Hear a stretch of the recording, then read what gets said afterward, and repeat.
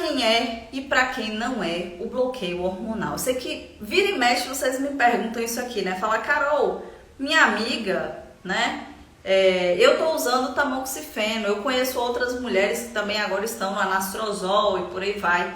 Mas tem gente lá no meu serviço que eu converso com as meninas que estão ali esperando por consulta também, que ela disse que não vai fazer nada disso, que o médico disse que ela não precisa fazer. Por que ela não precisa fazer esse remédio? E eu vou usar isso aqui por 5 anos. O nome já está falando, né? O bloqueio hormonal.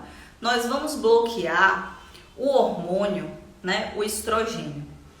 E aí já pode partir a primeira pergunta também, uma pergunta até anterior. Fala assim, mas Carol, eu não tenho mais câncer. O médico me disse que eu estou curada, né? Eu fiz uma cirurgia, o câncer era muito pequenininho, né? In situ, foi uma cirurgia de sucesso, né? Eu fiz radioterapia e eu não tenho mais a doença. Pra quê?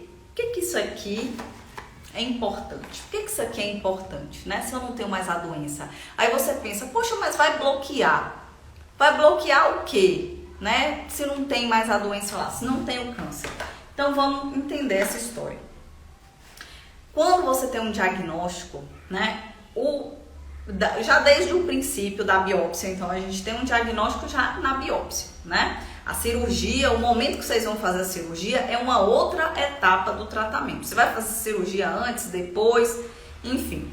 Primeiro ponto é a biópsia. Então, para a gente ter um diagnóstico de câncer de mama, precisamos da biópsia na mão, ali, né? Falando que é célula tumoral e quais as características dessa célula. Então, nós temos basicamente dois exames que vocês fazem, né? Um é o macro, é aquele grande, né? Onde o médico vai dizer ali características, né? Qual o tamanho da peça que chegou, milimétrico, enfim. Isso também quando vocês fazem a cirurgia, né? Repete esses exames são repetidos para ver realmente se a biópsia estava compatível ali ou se tem coisas diferentes. Então isso pode acontecer até de dar alguma diferença quando vem a peça cirúrgica, ou seja, a peça completa, né? A biópsia é só um pedacinho ali que é aspirado daquilo que a gente está suspeitando que é alguma coisa, né?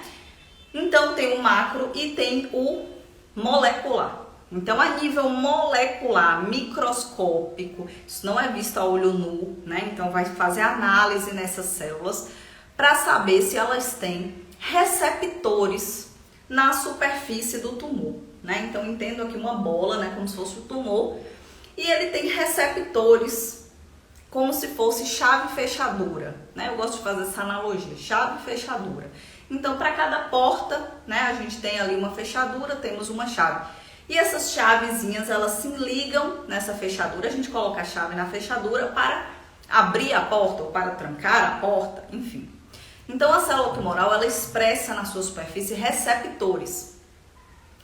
E para que, Carol? Para que ela faz isso? Para se nutrir, para estimular o crescimento. Então, basicamente, para estimular o crescimento celular, né? Então, o hormônio se descobriu no passado que é um grande combustível, né? Então, o estrogênio e boa parte dos tipos de câncer, inclusive os mais comuns, são os do tipo luminal. Então, se apareceu lá no seu exame luminal, isso quer dizer que ele é hormonal, certo? Então, luminal igual a hormonal. Então, as células tumorais, elas tinham receptores de estrogênio, e pode ser que tenha também de progesterona, normalmente um pouco menos, mas fortemente de estrogênio. E tem outras coisas também que vão ser investigadas, né? A proliferação celular, então, que é o Ki67, né? A proteína HER2, então, se tem essa proteína na superfície, então são moléculas sinalizadoras que a célula e as nossas células normais, elas têm, tá, gente? Tem receptores para vários tipos de substâncias, de moléculas que vão ser sinalizadores celulares.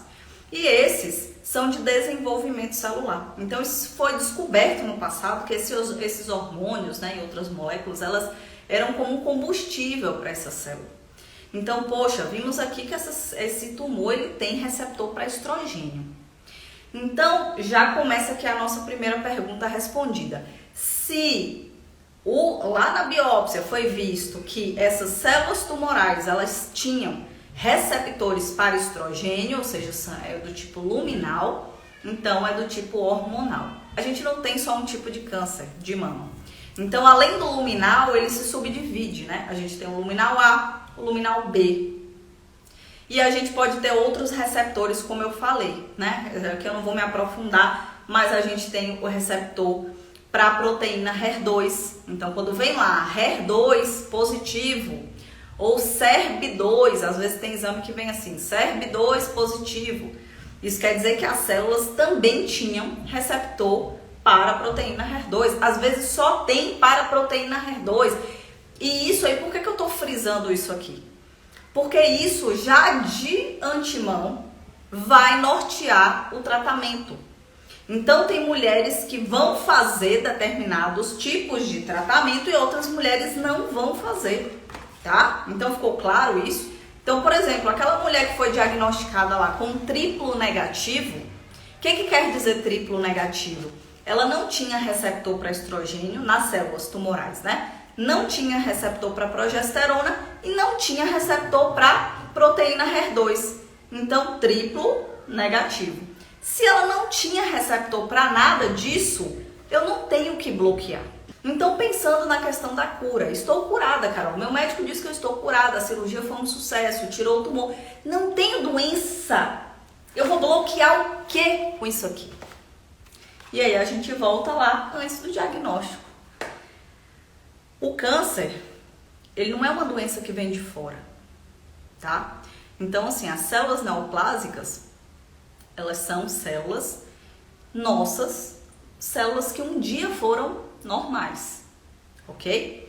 Então, se eu entendo que foram células que no passado elas eram normais e que por algum motivo, alguns motivos, a levaram a ficar, né, disformes, então elas começam a se dividir de forma desordenada, elas têm mutação no DNA delas, por vários motivos, né? A gente sabe que o câncer é multifatorial, então tem muitos fatores, principalmente, gente, fatores externos, até a questão da poluição ambiental, de onde você vive, como é a sua vida, como é a sua alimentação, se você é sedentário ou não, sua carga de estresse. Tudo isso vai influenciar nas injúrias que as nossas células normais elas estão todos os dias sujeitas, né? Então, a gente viu que ela é, em primeiro lugar, uma célula boa que se transformou, que ficou mutada. E a célula tumoral apresentou no passado, quando a célula estava lá, quando o tumor estava lá, esses receptores. E é por isso que agora, mesmo sem a doença estar aí, a gente vai bloquear o hormônio. Porque a gente vai bloquear o hormônio nas células boas. Porque eu não quero que as células boas, elas tenham estímulos que elas não deveriam. Ou elas estejam com mais estímulo do que elas deveriam ter. Entendeu? Então é por isso que a gente faz o bloqueio. Para evitar essa fase aqui, falando no tratamento com cunho curativo, tá? Porque a gente usa isso aqui também no câncer de mama avançado ou metastático, quando a doença está lá. A gente bloqueia de fato no próprio tumor. Mas aqui, boa parte das mulheres que tem um diagnóstico hoje, né, e que o médico fala assim, não, o tratamento ele vai ter um cunho o quê? Curativo, vamos tratar para curar. Então, essa fase daqui, pensando no tratamento curativo, é para quê? Para evitar que essa doença volte. Então, a gente vai fazer esse bloqueio hormonal nas células boas, para que essas células não tenham estímulo negativo, para que elas não sejam estimuladas, como eu falei, de forma que elas não deveriam. E que isso seja de grande estímulo para elas, para se tornarem anômalas também. Então, a gente faz esse bloqueio aí nessas células boas, né? Para que elas não tenham aí esse estímulo. Então, essa fase aqui, eu me arrisco a dizer que é uma das fases mais importantes do seu tratamento.